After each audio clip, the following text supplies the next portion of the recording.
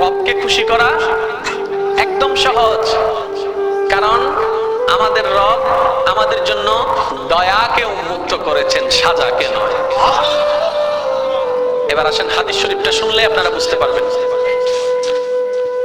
আল্লাহ পাকের কাছে 100 ভাগ রহমত আছে। কয় ভাগ? এই 100 ভাগ রহমতকে আল্লাহ 2 ভাগ করেছেন, 99 ভাগ একটা, 1 ভাগ একটা। এই 1 ভাগ রহমতকে আল্লাহ সমস্ত সৃষ্টির কাছে বিতরণ করে দিলেন। এই 1 ভাগ রহমতের কারণে মায়া সৃষ্টি, এই 1 ভাগ রহমতের কারণে আবেগ সৃষ্টি, এই 1 ভাগ রহমত থেকে মোহাব্বত সৃষ্টি, এই 1 ভাগ রহমত থেকে ভালোবাসা সৃষ্টি। আর সেই ভালোবাসাটা কেমন দেখেন, সন্তান ডেলিভারি হবে, এই ব্যথাটা সহ্য করতে গিয়ে অনেক মা ডেলিভারি করতে গিয়ে মারা যায়, সেটা মা জানে। আমি সন্তান পেটে রাখলে 10 মাস আমি ভালো করে খেতে পারবো না, ঘুমাইতে পারবো না, সেটা মা জানে। তারপরও সন্তান পেটে নেওয়ার জন্য মা দ্বিধাবোধ করে না, দ্বিমত পোষণ করে না। ডেলিভারির সময় মা মারা যাওয়ার সম্ভাবনা 80% সেটা মা জানে। ব্যথা সহ্য করার মতো না, সেটা মা জানে। তারপর মা হাসি মুখে সন্তান পেটে নিচ্ছে, ডেলিভারির জন্য প্রস্তুতি নিচ্ছে। এবার মাকে জিজ্ঞেস করলাম, মা তুমি না সেই মা সামান্য একটা সুইয়ের ব্যথার জন্য তুমি চিৎকার করে উঠেছিলা? তুমি না সেই মা সামান্য একটা তেলাপোকা দেখলে লাফ দিতা? তুমি না সেই মা টিকটিকি দেখলে এদিক থেকে ওদিকে দৌড় দিতা? তুমি না সেই মা অন্ধকারে তুমি বসতে পারতা না ভয়ের জন্য? আজকে তুমি নিজের জানের রিস্ক নিয়ে নিলা। তখন মা উত্তর দেয়, সন্তানের চেহারাটা এক নজর দেখার জন্য, সন্তানের চেহারাটা এক নজর দেখার জন্য। এবার ডাক্তার যখন এমন পরিস্থিতিতে চলে গেল, মা হয়তো মা বাঁচবে না হয় সন্তান বাঁচবে, এমন একটা ক্রিটিক্যাল পরিস্থিতির মধ্যে যখন চলে গেল, ডাক্তার এবার আসলো অভিভাবকদের কাছে, আপনারা বন সাইন দেন, আমরা অপারেশন থিয়েটারে ঢুকাবো। এখন আপনারাই সিদ্ধান্ত নেন, কাকে বাঁচাবো, মাকে বাঁচাবো নাকি সন্তানকে বাঁচাবো? একে জিজ্ঞেস করে এ বলে যে মাকে বাঁচাও, ও বলে যে মাকে বাঁচাও, ও বলে যে মাকে বাঁচাও, ও বলে যে মাকে বাঁচাও। কারণ সবার মাথার চিন্তা, মা যদি বেঁচে থাকে সন্তান আবার আসবে, মা যদি বেঁচে থাকে সন্তান আবার আসবে। সবার একটি কথা, মাকে বাঁচাও, মাকে বাঁচাও, মাকে বাঁচাও। এবার ডাক্তার কৌতূহল বশত মাকে একবার জিজ্ঞেস করলো, সবাই বলছে মাকে বাঁচাতে, একটু আপনি বলেন না আমরা এই দুইজনের ভিতর কাকে বাঁচাবো, আপনাকে বাঁচাবো নাকি সন্তানকে বাঁচাবো? তখন মা, একমাত্র মা, সে উত্তর দেয়, একমাত্র মা তখন চিৎকার করে বলে, ডাক্তার আমার সন্তানকে বাঁচান, আমার সন্তানকে বাঁচান, আমার সন্তানকে বাঁচান। ডাক্তার অবাক হয়ে তাকায় রইল। সবাই বলছে আপনার কথা, আপনি বেঁচে থাকলে তো সন্তান আরেকটা আসবে, আপনি কেন সন্তানের কথা বলছেন? এবার মা 2 চোখের পানি ছেড়ে দিয়ে বলে, আমি তো দেখেছি সূর্য কেমন, আমার সন্তান তো এখনো দেখেনি। আমি তো চাঁদকে দেখেছি, আমার মা সন্তান তো চাঁদকে দেখেনি। আমি তো খাবার খেয়েছি, আমার সন্তান তো এখনো খাবার খায়নি। আমি তো দুনিয়া দেখেছি, তারা তো এখনো দুনিয়া দেখেনি। আমি তো এগুলা দেখেছি, তারা তো সেগুলা দেখেনি। আমি তো এগুলা দেখেছি, তারা তো ওগুলা দেখেনি। আমি তো এগুলা খেয়েছি, তারা ওগুলা খায়নি। আমি দুনিয়া দেখেছি, আমার সন্তান এখনো দুনিয়া দেখেনি। ডাক্তার আমার আর দুনিয়া দেখার দরকার নাই, আমার সন্তানকে দুনিয়া দেখার ব্যবস্থা করে দেন, আমার সন্তানকে দুনিয়া দেখার ব্যবস্থা করে দেন। একজন মা সন্তানের প্রতি এই মায়া, ওই 1% ভালোবাসার অংশ, 1% ভালোবাসার অংশ।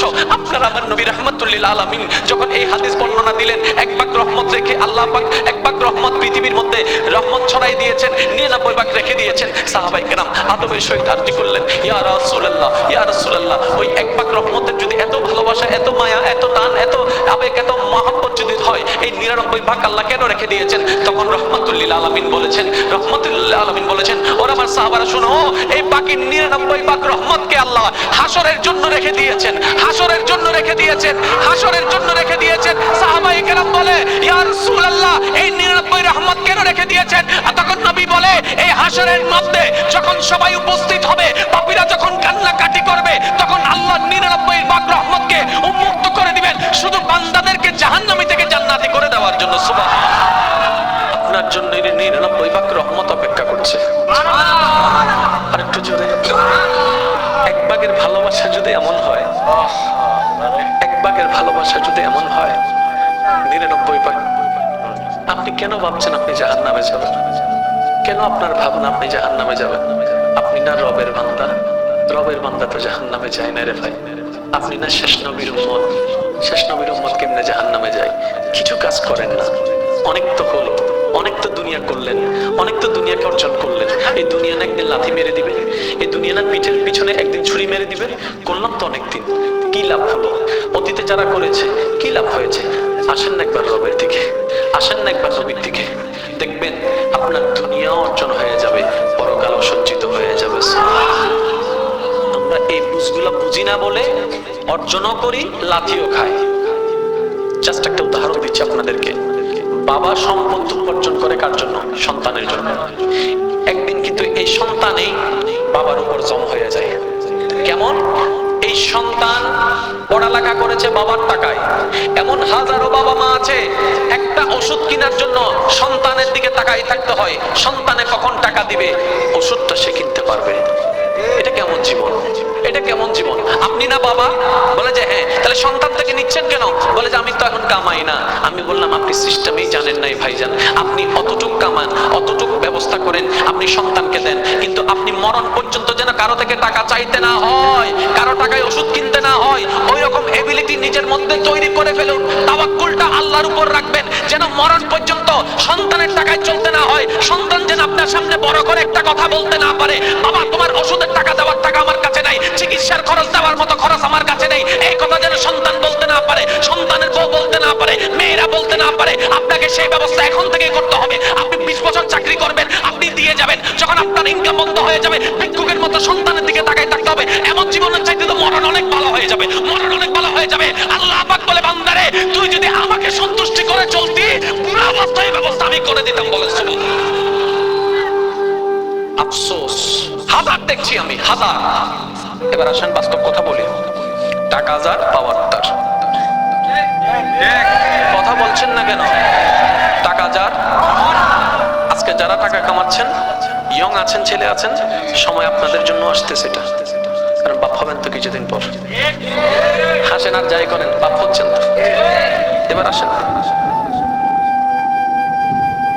যারা টাকা কামাচ্ছেন আপনাদের কাছে অনুরোধ, যারা সন্তানের বাবা মা আছেন আপনাদের কাছে অনুরোধ, আপনি মরে গেলে সম্পদ এমনিতেই হয়ে যাবে সন্তানদের, কিন্তু কখনো বেঁচে থাকতে সন্তানদের নামে জায়গা ভাগ করে দিবেন না।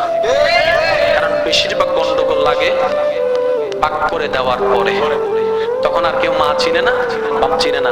অন্তত এই মানুষগুলা সম্পদ পাওয়ার লোভে হলো মার সেবাটা করবে, বাবার সেবাটা করবে, মনটাও একটু মান্য করবে, ছেলেটাও একটু মান্য করবে, কারণ না হয় সম্পদের ভাগ চলে যাবে।